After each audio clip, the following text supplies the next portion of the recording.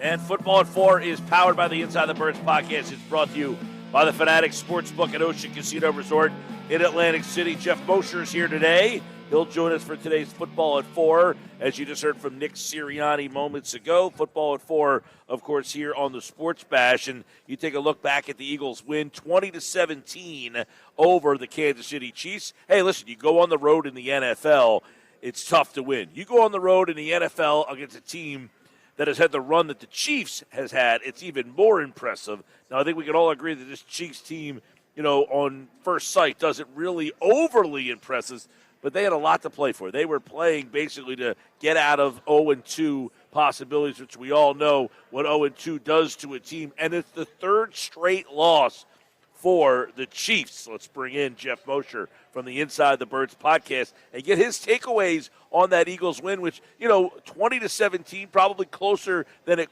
should have been, but ultimately, Mosher, an impressive win to win on the road against a team that is basically, scratching and clawing to do everything they could to avoid an 0-2 start.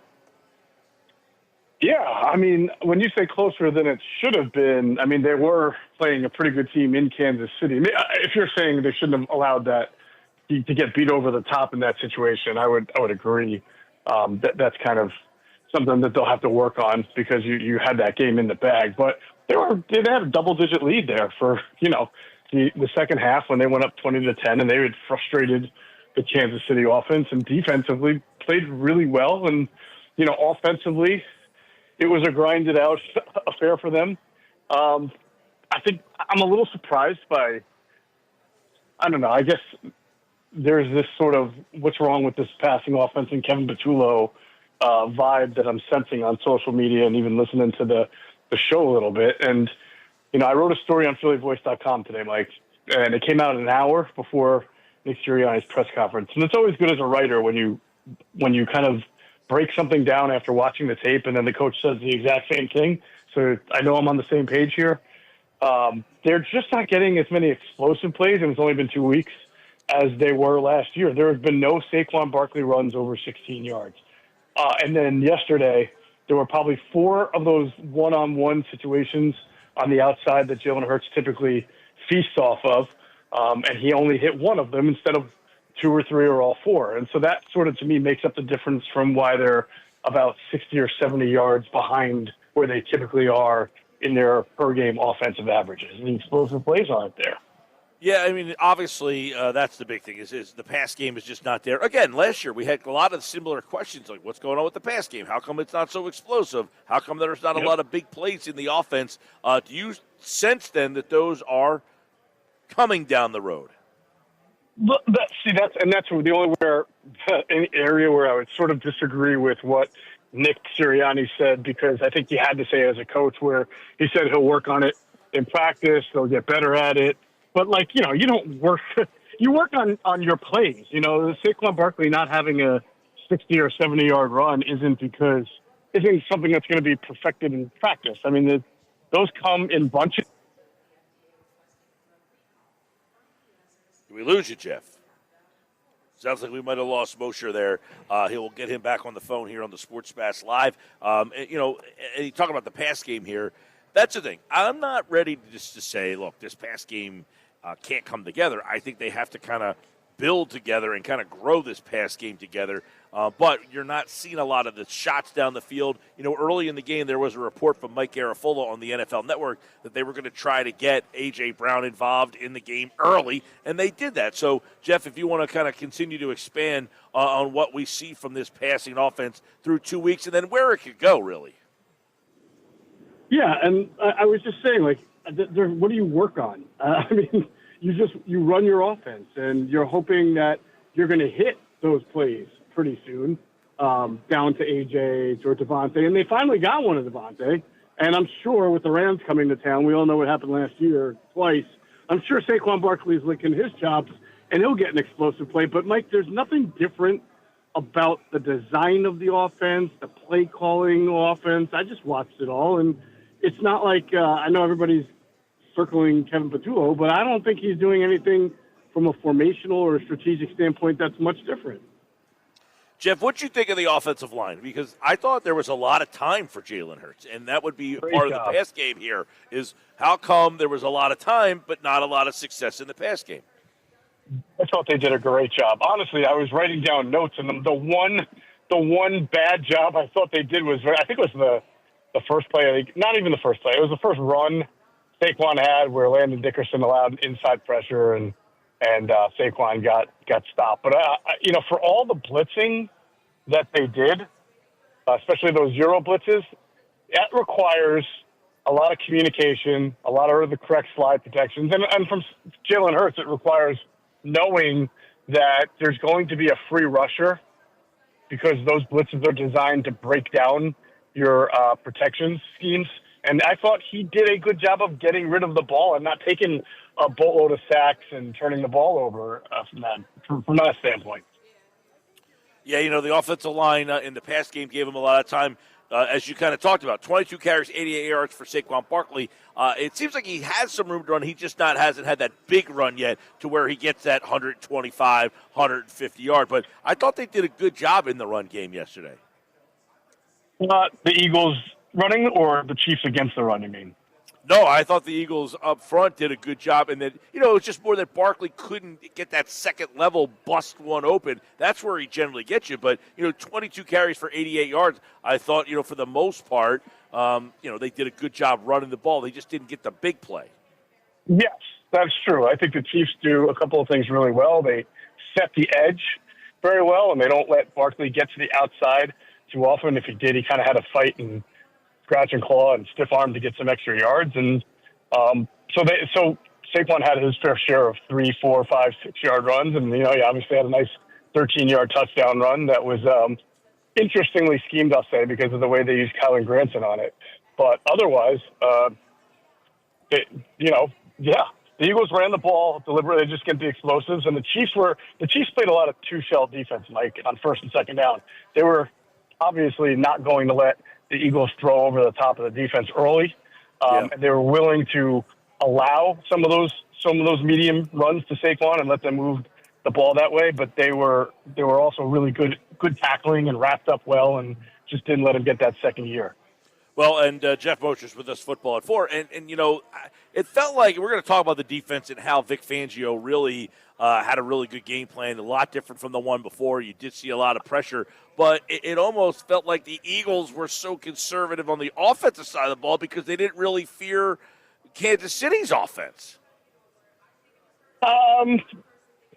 Conservative is tough. I mean, I think you get forced into being a certain way based on the defense, right? You take what the defense gives. If they're going to play two safeties deep and not let you beat them over the top on first and second down, then you're going to run, then you're going to hit the middle, which they tried to do. And then when they do come at you in blitz, then you want to go deep. And they did, 3, 4, at least 4 or 5 times, all just that only one connected. And that's kind of how Kansas City plays defense. They force you out of your comfort zone. They don't let you just sit in the pocket and pick them apart. I mean, Steve Spagnuolo threw so many zero blitzes at the Eagles offense. And that speeds up the clock. So while Jalen Hurts is really good at those one-on-one balls on the outside of the numbers, he's also good at it usually when the defense wants to blitz and it's picked up. It's like five-man rush and their offensive line picks it up and he can just step in and throw. But this time, yesterday, he had guys in his face while he was trying to step in and throw, and that's a... All right, you look at, by the way, no Goddard yesterday. Did you think that affected the offense? I do. I mean, I think it affected it, and even though they've won games without it before and just did it again, I think when we talk about maybe that lack of a second burst by Saquon or that second opening where he can really put on the Jets, it's maybe because they just don't have the same kind of, blocking guy on the line as they do when Goddard's in. So they played a lot of 12 personnel, and Grant Calcaterra and Kylan Granson were the tight ends. But it's funny because Nick singled out one of these good blocks that Granson put on the edge on a swing pass. But for the most part, they would use Granson like as a motion tight end to take a defender out of the box and then run the opposite way. So really, they used him as a decoy to lighten the box, or I don't want to say lighten it, but to get one extra guy out of the box but basically that wasn't asking Gramson to block anybody because he's really not that much of a blocker. So they kind of had to get by with what they had, and they were able to. They ran honestly, like you said. They ran well. They didn't run superbly, and you didn't get that home run that you normally get from Saquon. But the average per carry was decent enough, and usually that's what Saquon is anyway. Most of his runs are like that. It's just that they're always weighted. The end result, the last number, is always weighted by that 55-yarder or 75-yarder that he used to rip off, especially in the second half. That's where he was really golden last year, and it just didn't have that. I agree. I mean, I thought they ran the ball solidly, not crazy. About 4.2, somewhere in that range. And then normally the big difference is he makes a guy miss or he just busts one for 50, 60 yards, and that kind of changes the complexion of his yardage and his average. But 22 for 88, they kept the chains going. Of course, they pushed it 7 times, so that brings your average down there. But I thought for the most part they ran the ball well. But I thought really, do you think the defense is ahead of where you thought it would be? I didn't know what to expect. I was wrestling with it coming out of camp and into the regular season because, obviously we were all wondering how this defense would be having to replace all the starters, but we were also wrestling with the idea, well, the guys that you're replacing with were pretty integral last year in the team as rotational pieces, and you've got guys like Jordan Davis and the new physique and everything, and the young rookie defensive backs or the second-year D-backs who are all high picks expected to be good. So I don't know if that's necessarily ahead. I would just say after 2 weeks, they've done a really nice job of playing sound defensive football. The linebackers have been excellent. The playmaking, like Makuba coming up with that pick, has been really good. And that's what you need, Yeah, well, listen, I think a lot of people had questions about the defense. You're going up against a Chiefs team that obviously lacks the big play guys, but that was probably one of the worst days that Patrick Mahomes has had and one of the worst that he has ever looked. I mean, they just looked confused.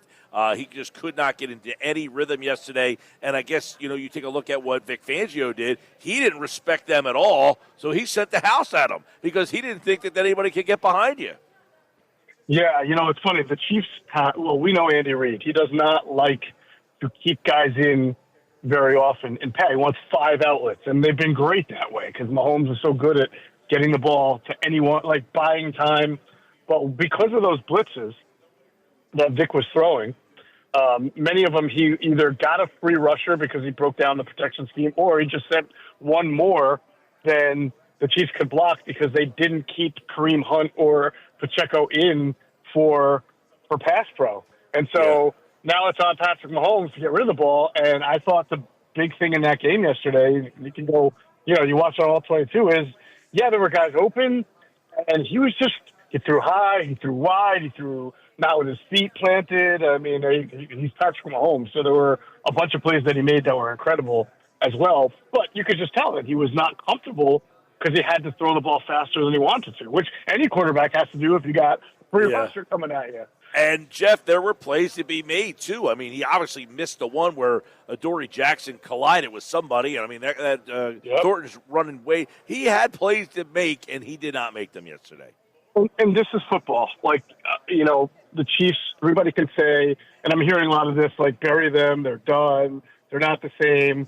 I'm like, Travis Kelce doesn't really drop too many balls. He dropped one that just amazingly happened to go into the safety's hands and get returned. Or else that's a touchdown that they're ahead. The one that Thornton was overthrown, that would have been a touchdown. I mean, it's not like the Chiefs didn't have an opportunity to win this game where they were just shellacked from start to finish. So that's football. It's usually those 5 or 6 plays that one team makes and one team doesn't that separates the good, why one team wins and why one team doesn't. So let's get your thoughts on what Za'DariusSmith added to the team and what he'll bring to the team. Is this a signing now that you have a better feel of what he'll bring and what he could do? I mean, I think you got to be pretty impressed that he just arrived, in the week leading up, only had a few practices with the Eagles, and he's out there not only, providing like a rotational edge rusher, but there are like 2 or 3 run stops that he had that were really impressive. He was a jolt of energy for the team, and he's a good player. And it's gonna. I have a feeling it's gonna be one of those things where 6 or 7 weeks from now, people are gonna say, why did the rest of the NFL let a guy with this resume get to the Philadelphia Eagles? But the problem is, it's not like the draft. It's not like these teams bypassed him. He clearly, I think he said it, he was kind of like waiting around, being very, the Lions had interest. He was sort of being decisive, and then finally was just waiting for Philadelphia to pick up the phone, and it sounds like he wants, to get a ring and to join a good team like that. So it that's the beauty of having good culture, good reputation, so that people want to come play with you, so that, bam, when they made the phone call, he's like, yeah, let's do it. Let's do it, right? And he had a factor yesterday. He did get in on that sack with Andrew Makuba, who had a half a sack, or you want to say that he was the main guy there, but he also had that big interception, and he had the plays in the preseason. It's circumstantial, but he seems to be around the ball all the time. He does. That's why he was – and I wrote this in my observation story. I think it's ordinarily pretty tough to get on the field for Vic Fangio if you miss a lot of time. If you're a rookie and you miss a lot of time in training camp and preseason because of injury, because you have so much to learn. But the beauty of Andrew Makuba was that he was such a good fit for Vic's defense from the start because of his playmaking ability, because of his intelligence, because he's played a hybrid role as a nickel in college before. So he has the understanding. He just, like you said, he knows where to be at the right time so far. And he can even overcome bad plays. It's not like he had a perfect game. He had a bad defensive holding that negated a sack. I mean, he got trucked by Patrick Mahomes on an 11-yard run when Mahomes lowered his shoulder into him. He had another, the Travis Kelce one-handed grab where he's holding the ball out like a loaf of bread. You see Makuba draped on his head just trying to bring him down. And it felt like it was kind of a rough game at that point for him. And then he came through with a really big play. Yeah, I know that obviously, last year you had a guy like Chauncey Gardner-Johnson with the 6 interceptions. Well, you got a guy in Makuba now. He has an interception. You also had a game where Sweat, last year you're replacing that. Well, you get a sack from Za'DariusSmith. So the 2 replacement guys, they come up in this game. And the other guy was a Jomo. Milton Williams had a big day in the Super Bowl against them. Where are you getting that replacing that production? Well, yesterday, Ojomo not only had the sack, I thought he played on the other side of the line a lot yesterday. Yeah, so the interesting thing was, while I was watching the tape, was that when the Chiefs had the ball and it was third down, the first drive for the Chiefs, had a couple third downs, it was Jordan Davis who was up first in the 4-man rush next to Jalen Carter, which, hey, the coaches have said they believe in this guy. Had a good game against the Cowboys. They really believe he's coming into his own as a pass rusher. We're not saying that he's Warren Sapp, but they just believe that he's really improving and starting to push the pocket there. And you've seen examples of it. And he got the first opportunities on the first. It's like hockey. I call it the number 1 4-man rush line. And then later it was Ojomo. And I thought this game, Ojomo was the more disruptive player next to Jalen Carter. On the second 4-man, whatever 4-man rush line you want to call it. Well, I'll tell you what, the defense yesterday, you're on the road, you're playing against a team that knows that, that's basically throwing everything they can at you, and they just had every answer, it seemed like. And another guy that's, you look at, I know Mitchell got beat on the throw late in that game, but I thought he was excellent yesterday for the most part. I mean, he broke up everything. You saw his speed. So if you had any questions on whether Quinyon Mitchell was going to take a step back, these first 2 weeks has kind of shown that he's only building off of that rookie year. Yeah, I would say so. Yeah, I think Cooper DeJean also had a really good game. He made some really important stops from the nickel spot that solidifies why Vic, or illustrates why Vic wants him there so badly and is really reluctant to move him and is trying to live with what he's got at the corner opposite Quinyon Mitchell. So when you have Makuba playing well, when you have Cooper DeJean playing well, Quinyon Mitchell playing well, you're talking about 3/5 of your secondary since they're in nickel so much. That's all you can ask for, really. And it's not like Reed Blankenship was playing bad, and I thought Adoree Jackson played a little bit better, obviously, but he didn't have to defend CeeDee Lamb this time, but he played a little bit better. Now, you got the 2 guys from the Rams coming to town on Sunday, so we might be having a different discussion about Adoree Jackson, this time next Monday. That's fair to say. Last thing, Adam Schefter says this game was won in March. when they did not vote the tush push out. Obviously, it was a big topic during the press conference today. I imagine that Nick is trying to take it as personal a little bit, that they're saying you only won the game because of that play. He really? He said that? He said they won this game. No, in March? That's what Adam Schefter said. He said that's this game was. Schefter said that. Wow, interesting. Yeah. A little bit of hyperbole. I mean, I like Adam. He's great at what he does, but I think that is assuming that the Eagles would not be a good conventional QB sneak team. When I wouldn't make that assumption, because part of the beauty of the tush push in itself is that Jalen Hurts always goes behind the 345, 350-pound left guard and the 345, 350-pound left tackle, and he himself is squat 600 pounds. So you can't convince me that they couldn't just pick up these yards, with a conventional QB sneak as well.